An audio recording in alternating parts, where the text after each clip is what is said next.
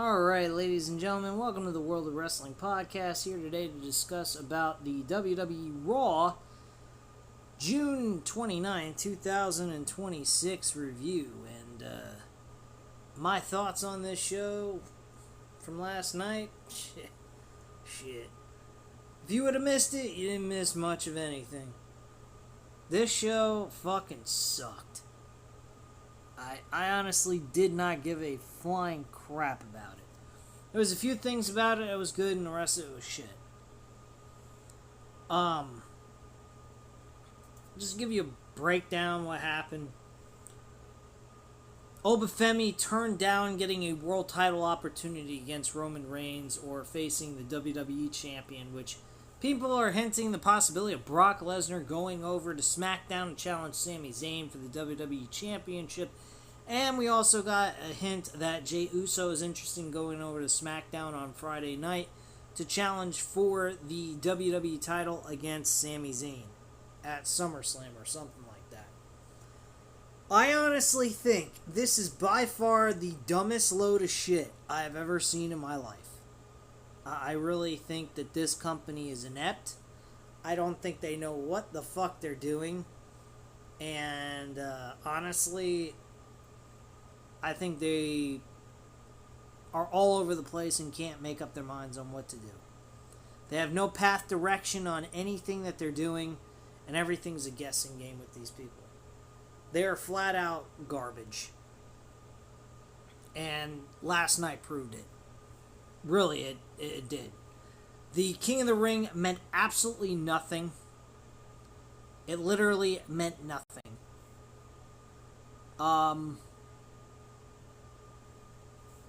They went through all this shit with the King of the Ring tournament when they could have just crowned Seth Rollins as the King of the Ring winner and have him face Braun Breaker inside a steel cage match for the finals of the King of the Ring tournament, which would have made things a lot more interesting, in my personal opinion.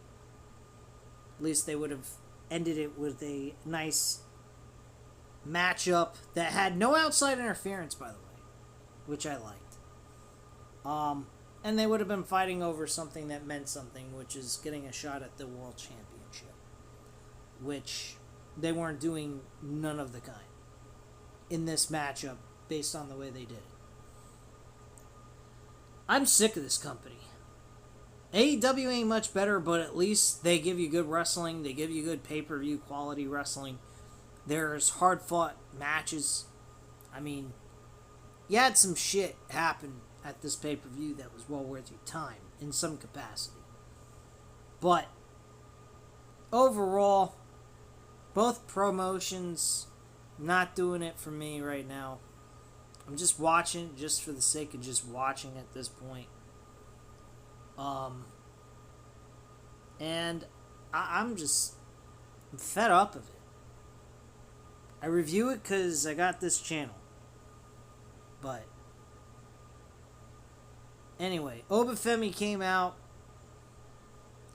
pretty much went ahead, stated that he is the ruler who's now a king, and saying that he's being cheered like a ruler. Now he wants to be cheered as a king.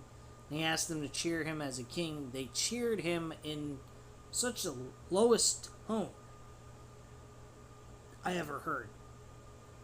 And, yeah, sound like shit. He thanked them anyway. And then he brought up about he had to make a decision. When he brought that up, Brock Lesnar came out. Brock Lesnar said, I've been hearing some things from Paul Heyman. I've been saying some stuff. Says you're a good promo guy. I'm not really a good promo guy myself, but that's the reason why I have Paul Heyman to cut my promos for me. Because he does a far better job than I do. Openly admitting he's shit at promos. He also states that he hasn't watched the show. He has Paul Heyman inform him and fill him in. Pretty much telling us all that maybe we shouldn't do that either. Maybe we should watch YouTubers who actually get paid for this to tell us what happened so we don't have to watch it. Sounds like a smart move to me. Maybe people ought to take the advice of Brock Lesnar. Stop watching the show. They don't fucking care about you. Stop showing up and spending your hard-earned money for this shit. Leave it to the elites and the rich people. They're the only ones that are welcome to this. Because apparently us middle-class people, we're not allowed to. We're beneath them. We're shit. It's nice. Very nice. Very caring and considerate. So, pretty much, he says, you called me a bitch. And you know, when people want to talk shit, people are going to get hurt. And then he kicked him right below the belt. And I mean, fucking kicked him hard. Then after he did that, he F5'd his ass.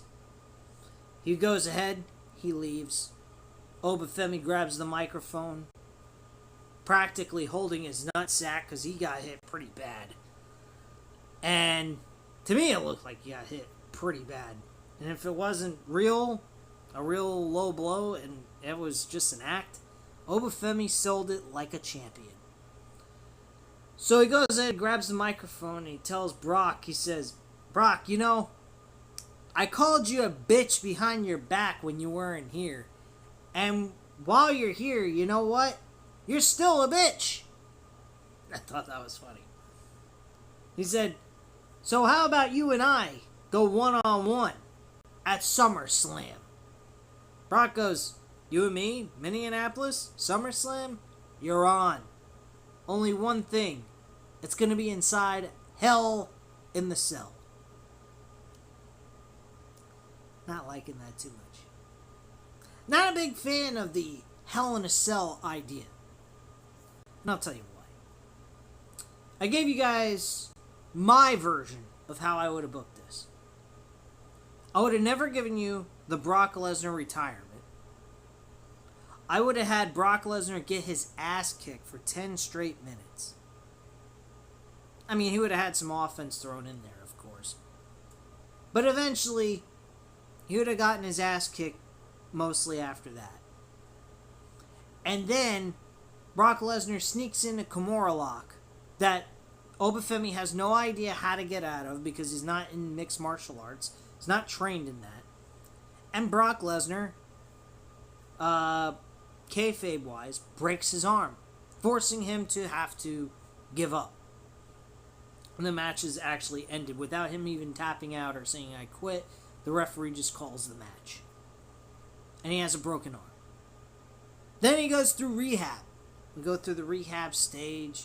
Never goes into the King of the Ring tournament, which then leaves the door open for a legitimate winner to the King of the Ring tournament. See how I'm thinking? Actually makes a little bit more sense. And you show Obafemi cutting vignettes here, cutting vignettes there, making people miss him. Him showing dislike towards Brock Lesnar, showing him rehabbing his arm, showing him in the gym, having cameras follow him as he's walking along, talking about, cutting vignette videos and how he feels about everything that's going on. Brock shows up that same night that he just showed up after the Night of Champions event. And Brock's like all full of himself. Obafemi finally shows up. Give him a little brace on the arm. Something like that. Or a cast. And Obafemi says, you know what? By the time we get to Minneapolis, Minnesota for SummerSlam on August 1st and August 2nd, my arm will be fully healed. I will be cleared to wrestle. So how about, you like breaking my arm? You didn't get me to say I quit. So how about we have an I quit match? And if you quit, your ass is done. Because I'm going to make sure I retire you. You ready to put your career on the line, motherfucker? Because the only way you're going to beat me is you're going to have to kill me. That's what I'd have done. I would have had an I Quit match. Yes, it would have been predictable. But it wouldn't involve him winning the fucking Money in the Bank, the King of the Ring tournament. Putting that on hold, which he says, titles will be there. They won't go anywhere. I will always have a shot for the championship. So I want Brock Lesnar at SummerSlam instead of Roman Reigns. Really? So, we sat through an entire month worth of matches. The winner doesn't pick a world champion. He picks Brock Lesnar inside of a Hell in a Cell, thinking he has the right to be able to challenge the world champion whenever he wants. Fucking crazy. Absolutely fucking crazy. This company is retarded.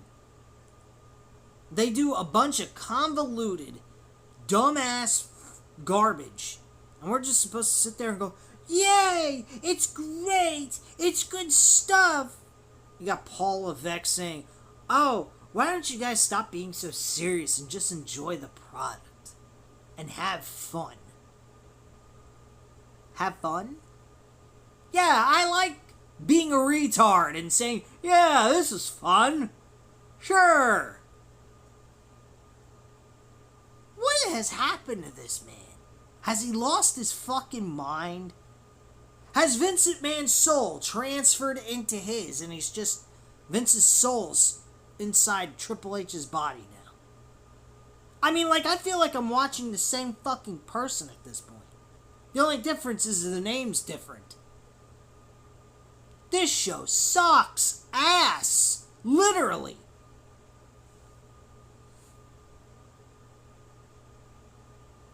So anyway, after that segment backstage, we see Paul Heyman hyping up the match to Raw, to the GM Adam Pearce, before Austin Theory steps in talking about a match he has later tonight. He didn't know his wise man was even going to be here. And Heyman says, now you know, before walking off.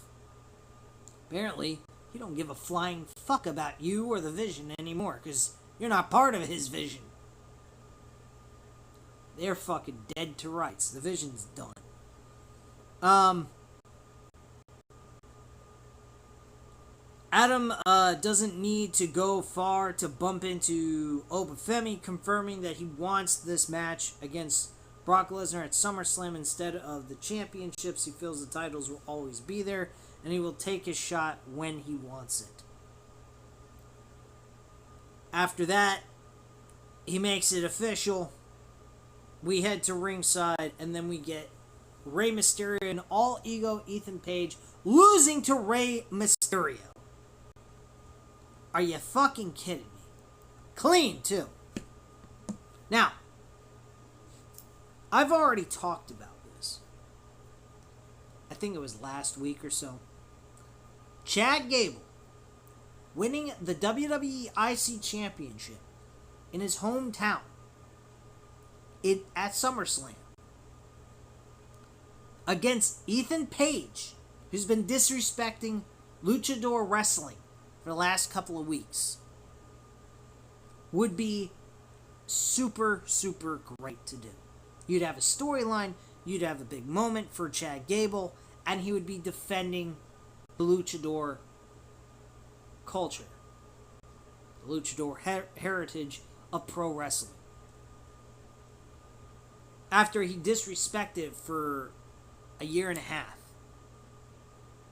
And now he wants to make amends. What better way to do that than defeating a man who's been shitting all over luchador wrestling? Ethan Page, though, you want to make him look strong, you have him beat Rey Mysterio, get a big W over a name like Rey Mysterio, who's a fucking legend in luchador wrestling, and then you move on to beating Penta, who's the IC champion, who's also a luchador wrestler and is also technically considered a fucking legend in this business. He beats two major names in luchador wrestling and then becomes the IC champion. That's what I would have done. No. No. We have Rey Mysterio beat him, making him climb to the top and have any rhyme or reason to challenge for the IC championship, null and void, and mean absolutely nothing. And he has no say as to having the right to challenge for the IC championship. Very intelligent, Triple H, Paul Levesque, Doofus' son-in-law, Captain Doofus, head up his ass. What a fucking numbskull. This is the type of shit that irks me. And a lot of things do irk me, actually. But this kind of shit makes me not want to watch. I could spend my time watching baseball, betting on sports, fucking going ahead and playing some video games, watching some movies, watching some old classic UFC stuff or old school wrestling that actually meant something back in the day and was entertaining. And how the fuck am I going to remember all the content I've watched in the past when it came to old school wrestling? I'm not going to be able to remember all that shit, except the big major moments. So, I honestly don't know why I waste my time with this shit on a week-to-week basis, but I do. So, go figure that one out. Outside of the fact I'm trying to grow this fucking channel already, which is taking forever. Probably never will. But, point being is, this was retarded. Straight up, positive, retarded. To have Ethan Page lose to Rey Mysterio when Rey Mysterio should have been taking the L to Ethan Page. We're not trying to build stars, folks. They're not trying to. They don't care to. This is just strictly making money. They are lucrating all of what they can out of this fucking lump of shit. And then they're going to suck it dry. And once they stop making money off of us and other places, other sources where they get their money ain't giving them nothing, they're going to sell it and chuck it. They don't give a flying fuck if it grows anymore. They don't give a shit. I hope, I pray WWE goes out of fucking business. I can't stomach them anymore. They have the talent, the brains, the capacity to deliver a good show. And do it even 10 times better than AEW does. And they don't even try. They're a fucking waste of time. Straight up. Anyway, let's move along. So Mysterio celebrates after the match is over. We have backstage where his son Dominic Mysterio and JD McDonough is looking for Danhausen inside his little laboratory. They can't find him to get their money back, but JD goes ahead and finds, or Dominic finds, a gift that the New York Knicks left them, which is a New York Knicks jersey with his name on it that says Danhausen. And then they decide to fuck it up. Vandalize another person's locker room or whatever the fuck you want to call this. A laboratory. Like, what are we? Dexter? Dexter's Laboratory? What the fuck is this? That's an old classic cartoon show that was on Cartoon Network back in the day. Elsewhere, LA Knight is getting ready for his match against Jimmy Uso in a rematch. Holy fucking shit. We have to run it back, as Jey Uso would say when he wants to do his yeet bullshit. Anyway, Joe Henry does a live performance.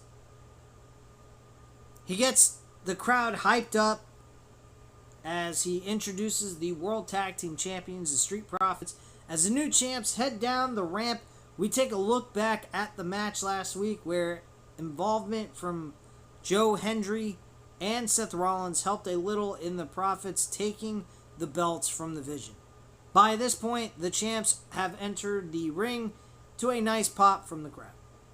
Montez Ford talks about winning the titles last week before having some people to thank.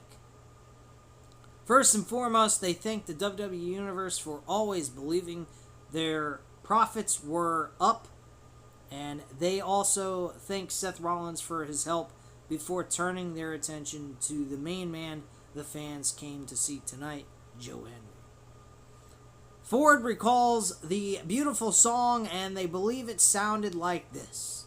Henry kicks off his song talking about the new champs and the fact they don't have to hear Logan talk.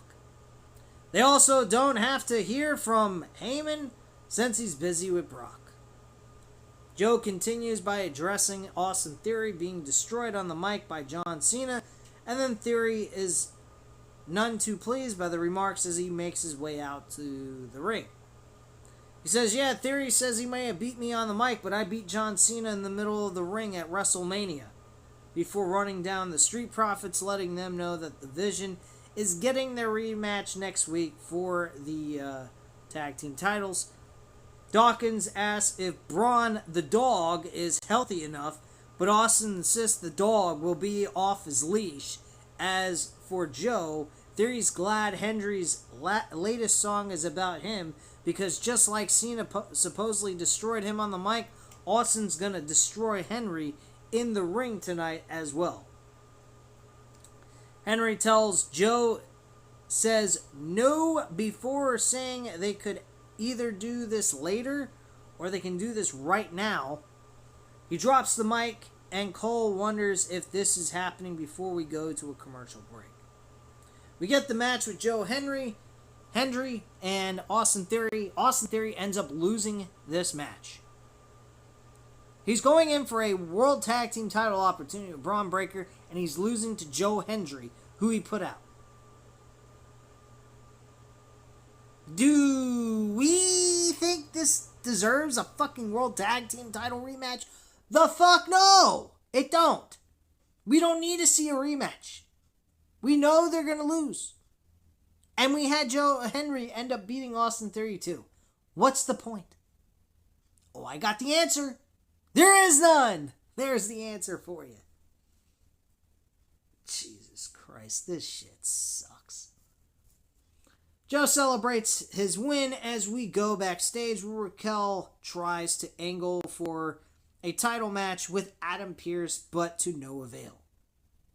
Apparently she has a match with, I believe, Maxine Dupree to crown a number one contender for the IC Championship against Soruka. Now, let me ask you something. Does Raquel Rodriguez deserve a shot at the IC Women's Championship? What has she done lately? I don't know. L, and L. Maybe a win here and there. But excluding that, really nothing at all. And Maxine Dupree? Haven't heard a fucking peep from her since the loss she had to Becky Lynch earlier this year over the IC Championship. She hasn't done jack shit, nothing since. Oh, wait, she did have a match with Neidhart. Or, not Neidhart.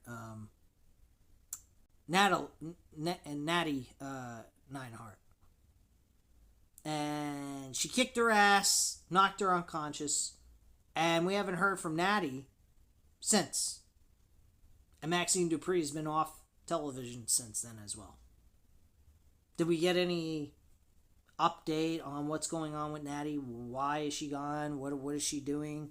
Like, what the fuck are you? Introduce a character, she plays a villain, defeats the good guy, and then disappears and doesn't come back. Where's this shit making any sense, guys? Where does it fucking make sense? So after Adam Pearce announced that Raquel Rodriguez was going to face Maxine Dupree, when he walks off, Liv and Roxanne appear with the Women's World Champion focused on the threat of Io Sky. Rodriguez assures her everything will be fine as we go to a commercial break. We then head back to ringside as Io Sky makes her way to the ring. She announced she won the Women's Queen of the Ring. And she's going on to SummerSlam to win the Women's World title. In a rematch we already saw in the finals of the Queen of the Ring tournament. Now, let me get this straight. Why would a Women's World Champion have to be inside of a Queen of the Ring tournament that crowns a number one contender for a Women's WWE or World Championship match? She has no business being there in the first place. Liv Morgan had no rhyme or reason to be there in the first place.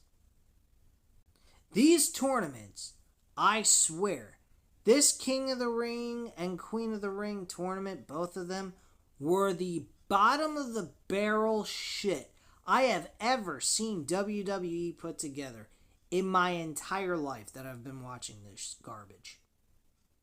This was absolute trash. You got one women's King of the Ring tournament that ends up having a rematch over the same match we saw in the finals for a world champion that was in the finals who lost and was trying to get crowned for the other championship. Please tell me where any of this makes any fucking sense. Oh, I got the answer. It don't. Holy shit. Come on, man. This is vomit. Vomit creative is what I'm going to call it. I used to call Vince McMahon's wrestling bubblegum wrestling. I'm calling this vomit wrestling. This is vomit creative. This is an absolute... They're just throwing shit against the wall and letting it and hoping it sticks. Only one problem, it's just sliding down that wall, leaving a streak of a turd. That's all it's doing. Leaving a trail of shit down the wall. Because that's what this shit is. A load of shit trail down a wall. I'm over this shit garbage, honestly. I have a very hard time, a lot, coming on here and doing these reviews as of late. Over the last year or so, I have had a very hard time wanting to do these reviews. I literally, an hour before I was supposed to do this, I was considering not even doing the review and just watching baseball today. But I said I was going to do the review. I'm trying to stick to my guns and be committed to this. I just have a very hard time, guys. This shit sucks.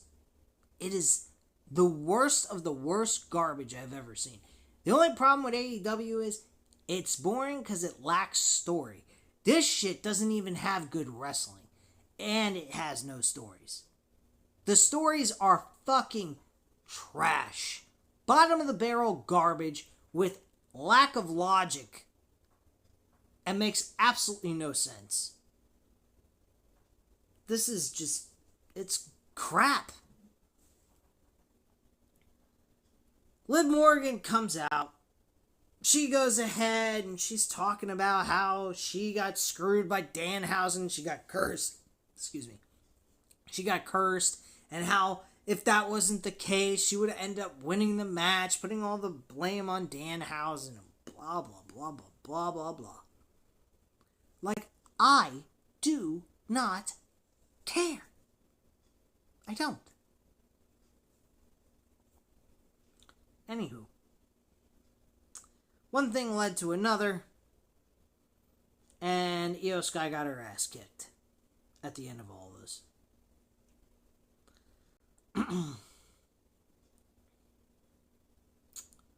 So, Following that, we had Jimmy Uso and LA Knight one-on-one. Jey Uso was on commentary. Let's just be honest, this match was whatever. Wasn't special. I mean, shit, LA Knight didn't even lose by a finisher. He lost by a fucking roll-up pinfall. A roll-up pinfall, guys. That's what he lost to. I actually like Jey Uso, or not Jey, I like Jimmy Uso a lot more than Jey. I think Jimmy wrestles a little bit better than Jey. I think he has better stamina. He doesn't blow himself out. And to be quite frank, I think it's a little disrespectful we have not given Jimmy an opportunity to see what he could do as a singles competitor. And maybe see about getting a singles championship. I'm not talking about world title unless things are going really well and successful for him. But I mean, an IC title, I mean, that's not asking for too much. Give him a run with the IC title, see what he can do with it.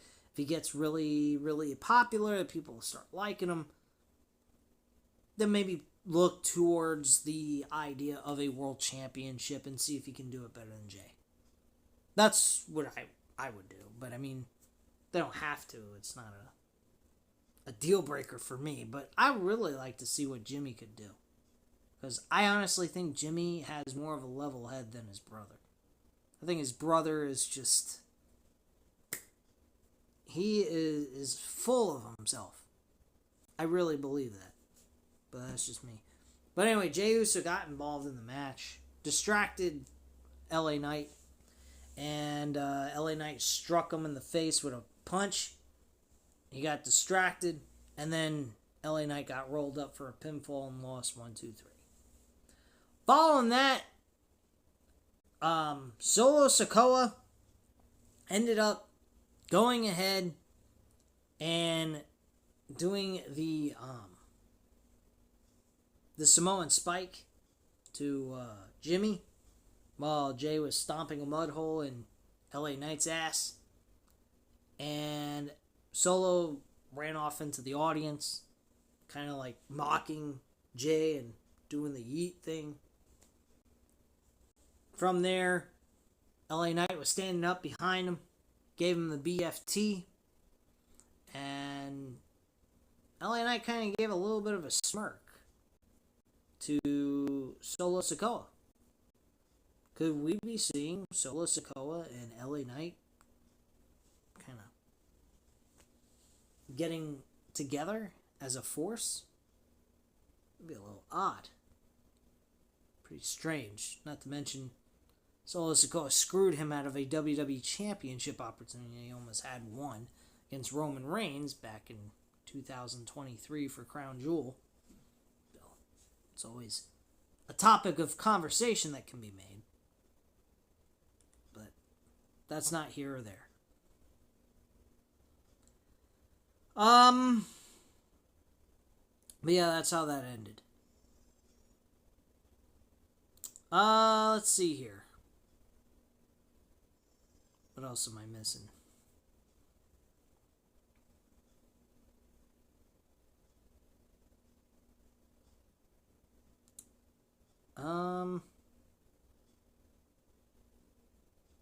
Then we got a match with Raquel Rodriguez.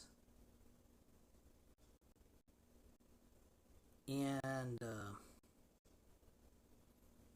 yeah, we got a match with Raquel Rodriguez and Maxine Dupree. Before Maxine Dupree went out for her match, she saw Chad Gable in the hallway, told him, "Look, I meant everything I said. I don't forgive you for what you did, but I honestly think I was a little too harsh and I didn't respond better towards you. I think it was a little too hard on you, but yes, I'm not ready to accept your apology." Chad Gable looked at her and said, "No, I totally understand. You accept the apology when you see fit. If you ever feel the need to accept my apology, I greatly appreciate it. But if you don't, I totally understand that as well." He said Bottom line is, right now you need to be focused on your match that's coming up next with Raquel Rodriguez and worry about that. She ends up losing this match, obviously, to Raquel Rodriguez. Match was meaningless. Went nowhere. After the match was over, later on in the night, I believe, I don't think it was the next segment afterwards, but she was backstage. Austin Theory walked up to her and said, look, I can't believe what I saw earlier today. She goes, oh, you mean that match? I just kind of messed up and didn't succeed. And he goes, no, that's not what bothers me. She goes, what do you mean? He goes, the interaction I had with Chad Gable. What's up with that? She goes, oh, that's just a complicated situation. He goes, well, I kind of have an issue with that because our situation was real simple. You want to hang around with him. This don't have to continue. We can be done with this. Are they in a love relationship? Is that what's going on here? Are they dating each other, apparently, behind the scenes? Kayfabe-wise, I mean. Or is this some sort of relationship where they're trying to build chemistry as to her being a manager to him and they kind of feed off of each other's success, working together as a business relationship? I don't know. It is what it is. It's not really all that important. It's like they're trying to tell a story that don't matter to people. Because people don't care about Austin Theory right now. Because where he's at in his career is in the blithering shits, honestly. So, who gives a fuck? Then we had JD McDonough versus Chad Gable. Good matchup. This was a fun fucking match. These two guys went all out with each other and had an awesome matchup. Very rare, as of late, sit here and say that I enjoyed a match on a WWE show. Unless it was a pay-per-view event. So, me personally, I was surprised. And I thought this was a good matchup. Chad Gable looked a little banged up with his hamstring or something. Or something with his leg. I don't know what it was. Or it might have been just selling a move that JD McDonough did to him on the steel steps during the match. That could have been it, because that's when he started limping around a little bit. So that could be the case. Who knows? But yeah, that's what happened there. And then Dominic and JD McDonough, well, Dominic chased off Danhausen. I think this was during the match. And then when the match was over, they came back and they looked at the briefcase and there was actual money in there. Well, they thought there was actual money, which there was, but there was something else. It was booby-trapped. So they opened it and some white powder shit shot them in the face. Dominic Mysterio is wearing the Danhausen New York Knicks jersey. He was blinded and then allowed Danhausen to take that off of him. And Danhausen ran up the ramp and was raising the jersey in the air saying, I got it. And then all of a sudden, Raquel Rodriguez came from behind and attacked him. And she grabbed the jersey and then found that Danhausen was he was no longer there. He's disappeared. And that's how the segment went off the air with that. What a fucking joke, guys. I don't know. Worrying about a Danhausen New York Knicks jersey. This is fucking retarded. Really, it is. Following that, we had the Roman Reigns and Seth Rollins segment. This was good. Excuse me. Sorry about the yawn. This was actually good. They told somewhat of a story here. Every major match, I'm going to point out, every major match, because if you go online and you do a research on if Roman has ever won a match against Seth Rollins, there are matches he has won, but they're not memorable matches, like major event matches. But when we're talking about major event matches, like 2016 Royal Rumble for the WWE Championship, or 2016 Money in the Bank for the WWE Championship. He lost that to Seth Rollins. Seth Rollins then dropped the title immediately to, at the time, Dean Ambrose, now known as Jon Moxley. So, that's one moment. Then, during his 4-year reign as world champion, he beat everybody, but he did not technically beat Seth Rollins. He may have retained his title, but he was disqualified, and Seth actually got the win there. So, every time they have faced each other, Seth has always won when it came to a major marquee match. Now, if you want to talk about these nothing matches that no one are ever going to fucking remember unless they look it up, I mean, it adds up to what they're talking about, and that's what they're referring to. They're not referring to the Mickey Mouse matches that no one's ever going to fucking remember. Okay? We're talking about marquee pay-per-view event matches. That's what matters. We're not worrying about, oh, what did they do on Monday Night Raw in a tag team match? Okay? That's not what they're referring to. They're referring to just specifically marquee matches that people are going to remember. Those matches that Seth Rollins brought up into the segment actually is what people do remember. So that's why they're conducting it in that manner. Which is understandable, I guess, but at the same time, if you really want to get technical, Roman did beat him, but not in a marquee match. Just putting it that way. So yeah, Seth Rollins makes valid points. He says, look, man, you have been world champion multiple times, headline WrestleMania events more than anyone in this business. But the one thing that you haven't done is that you haven't beaten me in a one-on-one match. And if you don't accept this challenge, it is going to haunt you for the rest of your life. You can get all the accolades you want, but without beating me and closing that loop, and being that we are both getting to the end of our careers, you need to have this match. And then Roman said, I don't need to beat you. I'm trying to remember exact wording. I don't want to beat you. I have to beat you, is what he said. I believe. I know it was, I have to beat you. And then he finally gave in and he said, yeah, I accept your matchup. We'll go one-on-one for the World Heavyweight title at SummerSlam. So there's your second, or actually your third matchup locked in for SummerSlam for August 1st and 2nd. And there you go. That was your show in a nutshell. That's all we talked about. That's all they fucking talked about. How, they were hungry when they were younger and blah, blah, blah, blah, blah. And how all the new guys that are coming in, they're getting hungry like we were when we were young. And they're trying to run us out of the business. And we're in the best era of all time.